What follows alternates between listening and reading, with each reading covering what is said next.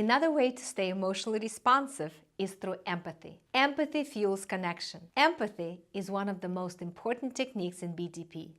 This happens when you feel with person. You are able to sense their worries, their stress, their concerns. A good way to do this is to use images.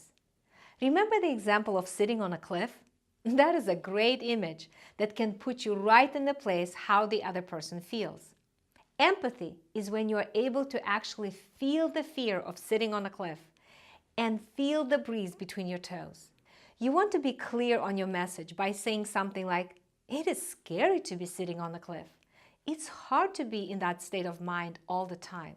Is that how it is for you? To expand your empathic side, increase your emotional vocabulary and start noticing when you or someone else feels irritable or rejected, frustrated or abandoned, resentful or disappointed, betrayed or scared, tense, upset, or attacked. So that when you can identify these feelings in you, it will be easier for you to identify these feelings in someone else.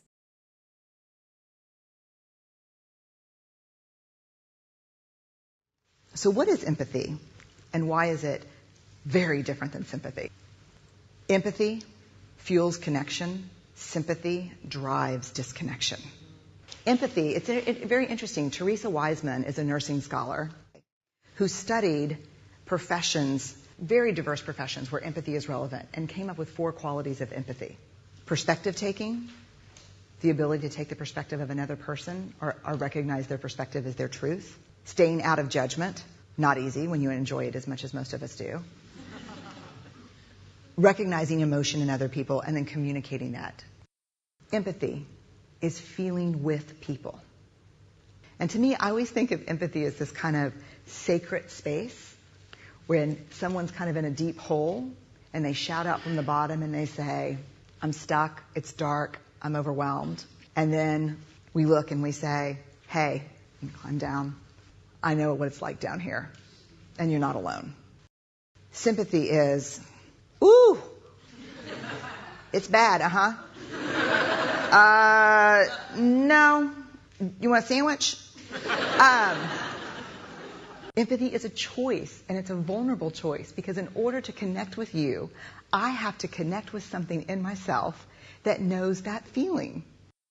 Rarely, if ever, does an empathic response begin with "at least." And we do it all the time. Because you know what? Someone just shared something with us that's incredibly painful, and we're trying to silver lining it. I don't think that's a verb, but I'm using it as one. We're trying to put the silver lining around it. So, I had a miscarriage. Oh, at least you know you can get pregnant. I think my marriage is falling apart. At least you have a marriage.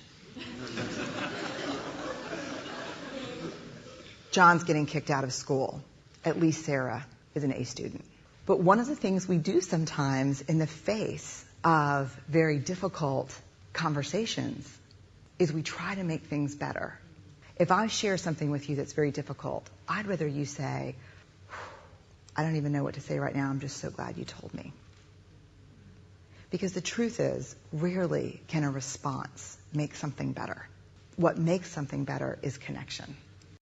As you become more and more aware, you'll be able to access that emotional channel and create an emotional connection with the other person, which will make them feel safe.